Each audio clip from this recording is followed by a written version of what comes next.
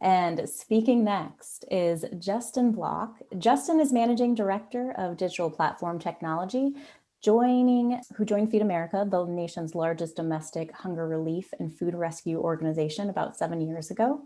He leads the team that developed Meal Connect, which he's going to talk about today, the country's first nationally available food rescue app. And today it's connected almost 3 billion donated meals with people who need them most. All right, stage. Meant to say, the stage is yours, Justin. Welcome. Thanks for being here. Thanks very much.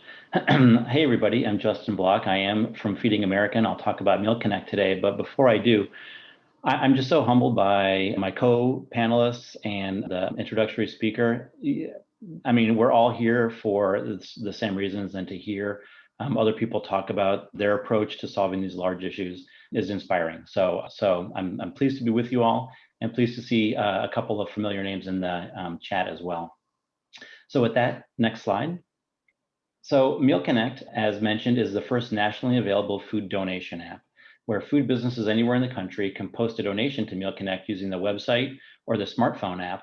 And even trucks hauling rejected loads can be routed to the nearest Feeding America food bank to donate their surplus food.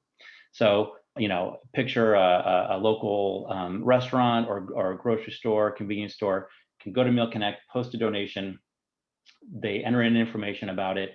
An email gets generated to the local Feeding America food bank, and they can take action. In addition to that, the Feeding America food bank can work with my team to flip some switches on the back end, and which sort of enables our algorithms so that instead of the food bank receiving that notification about what probably is a smaller donation than what these several 100,000 square feet warehouses and full service organizations might typically handle, it would get pushed to one of their smaller soup kitchen or food pantry partners, and they can then go pick up that food and bring it back to serve.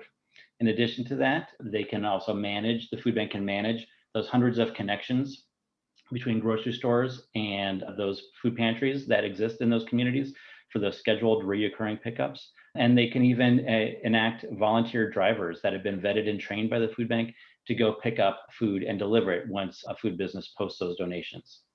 It's 100% free to use, which is I always neglect to say, and I should lead with that. I'll probably learn one of these days. But we're not trying to make money. Meal Connect is 100% free for anybody that wants to use it. Next slide.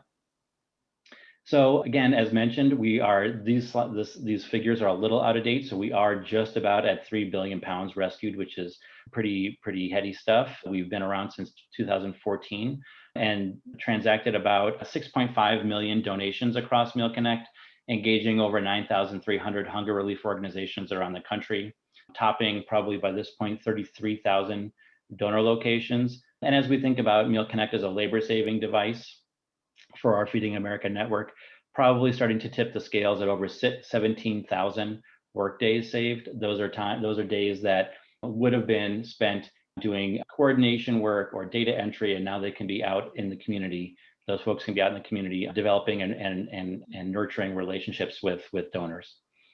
Always proud to talk about General Mills, Google.org, and Walmart Foundation as foundational partners and sponsors of the work. They've all donated and sponsored us several times, so that's a huge compliment, I feel, to where we're going and where we're taking Meal Connect, and which is kind of a good segue. So next slide. So where we're taking Meal Connect, and I suppose this is why, and not the prettiest looking slide, but what I wanted to show here is that Meal Connect has been around since 2014, but right around a year ago, once COVID hit and the economy was shut down and the nation's supply chain started to contract, obviously everyone remembers all those stories about farms and growers having to dump or at least not or destroy all the crops in their fields, because not even the local Feeding America food bank could take on that food because their warehouses were already filled. And at the same time, at those Feeding America food banks, you had lines of cars miles long of people waiting to get charitable food assistance because of the economic situation. That incredible supply-demand imbalance sort of caused us on the Meal Connect team to take action, and we realized that we had an opportunity with our national scale and infrastructure to make some pivots, to expand, and to lean in a little bit more. So next slide. So this is where we are now. So Meal Connect today, I just spoke to you all about that. And now, a year later, we are on the precipice of launching this sort of what we're calling Meal Connect 2.0, for lack of a better term, because we're agile. So there's not a real formalized release schedule like that. But what we are going to do is expand Meal Connect to an omni-channel food offering and ordering capabilities. So that really means now produce growers that have truckloads of product that can travel across state lines, across regions, can be offered up to the entire Feeding America network.